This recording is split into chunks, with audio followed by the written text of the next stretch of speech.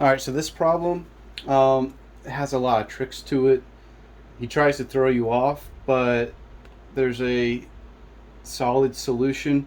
So start by the integral of this, right? Add an exponent, divide by the new exponent, that becomes a 1, minus. This is how I do my notation. I don't like the x negative 3. Some people like that. I don't like that. So I'm going to add 1 to the 3. Remember, this is a negative 3. So when we're doing the integral, we add 1 to the exponent. So this is going to be a x2 because it's a negative, right? And then we're going to divide by the new exponent number because we're doing the integral. However, this is where I kept getting tripped up. You're dividing by this new 2, but it's a negative. So we're multiplying by a negative 2. And that's what kept throwing me off, right? Then we get a y. And then our bounds is 1 to 2. So I always convert the signs because I get really confused if I don't. 2, right? We're going to work with the 2 here.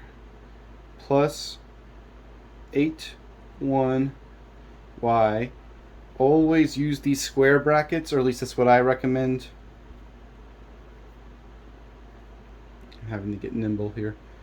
Minus, and then I always do these square brackets. It helps keep me organized. You get the 1 plus the 1/2 y, right? Now I convert the signs, so I always change this to a plus, and then I go like this, and then I change this, and that just helps me keep track of my signs without getting too overwhelmed. I'm going to add the like numbers. You get 3, and then I'm also going to convert this to an 8. So now this becomes a 8 over 4. So that's a 3 minus 3/8 y. Next is the dy. So you got bounds, everything together. Now I'm doing the antiderivative.